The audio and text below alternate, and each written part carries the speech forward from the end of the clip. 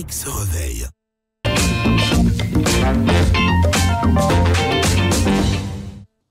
Aujourd'hui, on est beaucoup plus make-up parce qu'on veut être à la pointe de la modernité. C'est normal vu le contexte parce que la mode, elle est évolutive.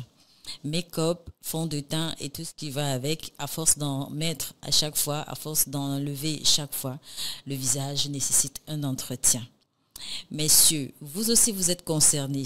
Est-ce qu'il vous arrive d'être trop fatigué, par exemple, ou alors d'avoir un stress qui vous emmène à avoir une expression faciale triste, une des moins reluisantes que d'habitude, ou alors vous avez la pression au niveau de votre service, dans vos engagements, dans vos sorties, vous avez une pression. J'imagine par exemple avec la rentrée scolaire aujourd'hui, il y en a certainement qui se demandent comment faire, comment. Et le visage a cette expression-là, n'est-ce pas, de montrer qu'il y a un souci. Il y a un souci et il faut le corriger. Alors, l'astuce, elle est très simple. On va rentrer un peu dans tout ce que nous avons reçu par la grâce, parce que tout est grâce, je le dis tantôt. Nous allons retrouver un arbre, une plante qu'on appelle l'aloe vera. L'aloe vera, c'est une grâce que nous avons reçue. Cette plante vient un peu de partout, du côté des États-Unis, du Brésil et tout ça, et nous l'avons ici en Afrique. Comment y remédier?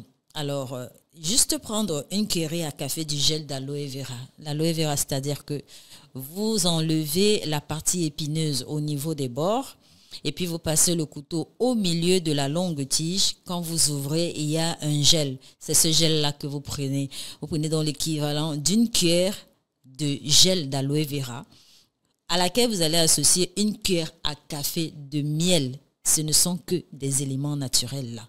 Juste une cuillère à café de miel. Vous allez donc faire un mélange et appliquer sur le visage. Vous allez l'appliquer sur le visage. C'est valable aussi pour votre corps. Si vous voulez faire un gommage entier de la tête aux pieds, eh bien, c'est permis. Ça n'a aucun effet néfaste sur la santé parce que d'après les spécialistes, ce sont des éléments purs de la nature qui n'ont aucun composant chimique. Ce n'est pas passé en machine, c'est pur, c'est vrai. Vous appliquez sur votre visage puisque c'est la partie du corps qui nous interpelle ce matin et vous laissez reposer 20 à 30 minutes.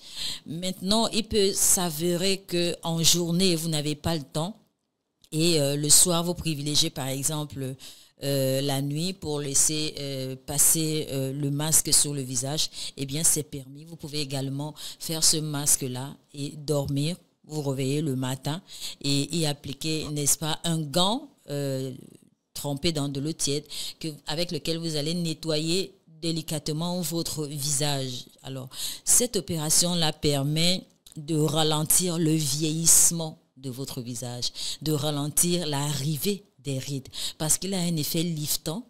Il vous tire le visage de façon naturelle. Hein. Vous n'avez pas besoin qu'on aille, je ne sais pas moi, chez le chirurgien 2.0 qui va vous injecter du botox ou quoi. Non. Vous prenez juste votre process tel que je voulais détailler, une cuillère à café de gel d'aloe vera et une cuillère à café de miel.